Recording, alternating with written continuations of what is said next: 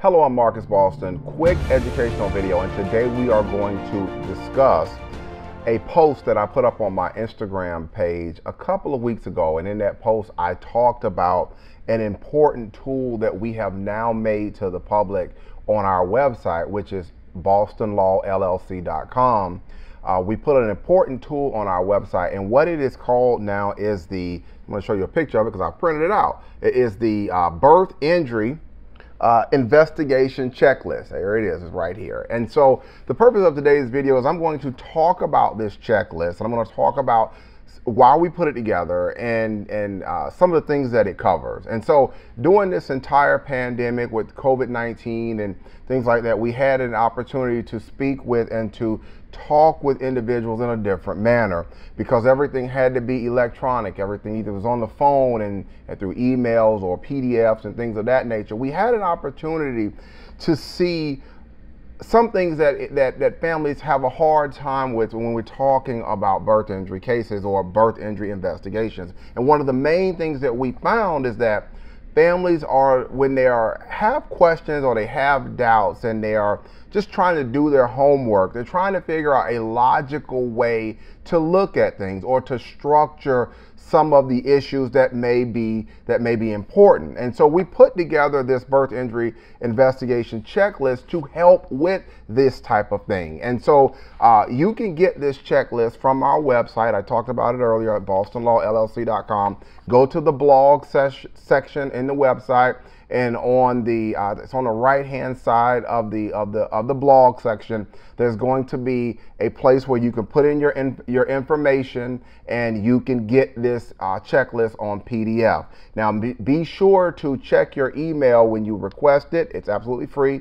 Check your email because there's going to be a confirmation email that has to come through, and that's how you can get the checklist. But I'm going to talk about some of these things and why they're important. So the first part of it, we are talking about just some basic information that you want to make sure you know. Of course, your name, you know your name, address, phone number, email address, baby's name, birth date, baby's weight at birth, gestational age for baby. All of these things initially, these are very important things that you want to make sure that you have down somewhere in writing, or that you make sure that you know these things. All right. The second part of that, as we continue with the checklist, we talk about things like mom's age at when she gave birth. That can be really important because we need to know, was mom a high-risk pregnancy? What are some of the things that were going on in regards to mom's age? Mom's weight pre-pregnancy, post-pregnancy. These are important things that you want to know. Did mom smoke? Yes or no? Number of previous pregnancies, any problems that mom may have had during this pregnancy. All of these things are really important when you are looking to do a birth injury investigation because they help put some of the pieces together in the puzzle. The name of your OB, the address for your OB, date of the last visit before you delivered the baby. All of these types of things, this type of information is important when we are talking about, like I said, doing an investigation into these issues. In addition to that, you want to make sure that you know the name of the hospital, the address for your hospital. Was your baby taken to another hospital? That's important information that you want to make sure that you know and you have readily available. The address for that other hospital. This is important because you may need to get medical records or information from that other hospital. Is your baby currently at the other hospital? Yes or no?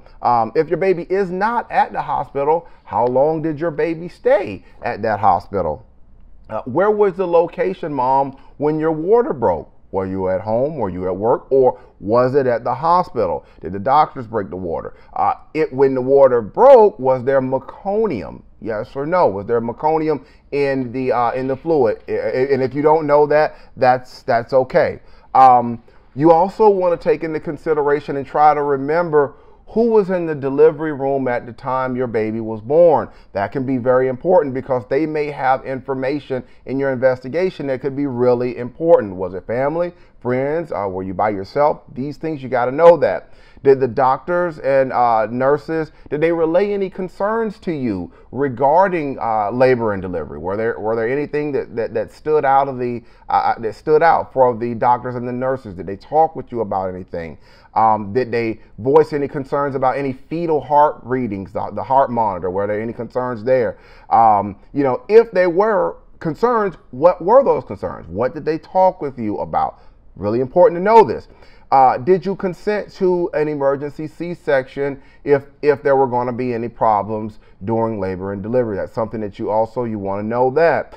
And then we want to talk about, or we want to move to delivery. We want to know, was the baby blue in color? Was there any type of color issues? Did your baby need oxygen at birth? Was oxygen needed? Did the baby have to be resuscitated? What did the APGAR scores look like? Are you familiar with that? Do you know what the APGARs are? If there was meconium present, did that meconium get below the vocal cords? Did it get below the cords? That's also something that you want to know.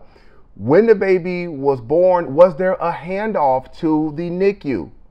Was there a handoff? Did the baby have to go somewhere else?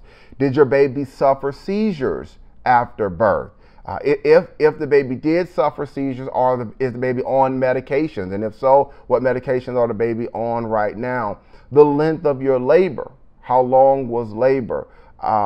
Was mom prescribed any medication, or did mom take any unprescribed medication? That's important to know. Gestational diabetes. Were you dealing with gestational diabetes, preeclampsia? Do you, like I said, I already said, APGAR scores, do you know what they were? Cord pH. So the purpose of this checklist, as you can see, is to try to get you thinking about some of the critical issues that are important when we are looking to do a birth injury investigation for a family. A lot of these answers are going to be in the medical records, and so if you do have your medical records, some of these questions, the answers will be in the medical records. But like I said, the point of it is to help you begin to understand some of the areas of question if you speak with a birth injury attorney, or if you even get a second opinion from another doctor. Some of this information is going to be needed for that purpose too. So like I said, I wanted to just talk with you about our birth injury checklist, which is on our website. There'll be a link on the bottom of this video too for you, so you can see where to go to go ahead and download it. But that is the purpose of today's video. There's also a telephone number down below if you would like to call me and talk with me more about what's going on with your child. Go ahead and pick up the phone and call me. I speak with families all the time about these types of issues, and I would be happy to listen to your story. One more thing before I go, I practice law here in the state of Maryland, and so if you contact me and you're not in Maryland, understand that we have to get an attorney, which is co-counsel, an attorney in your state, which we will provide to help with the case. So I just want to make sure that you understand that co-counsel thing, because this video is on the internet and we can't control who will watch the video. All right, that's going to be it for today's quick educational video. Again, I'm Marcus Boston, and I'm one of the childbirth injury and medical malpractice attorneys practicing law here in the state of Maryland at Boston Law Group LLC. And we will see you next time. Take care and enjoy the rest of your day.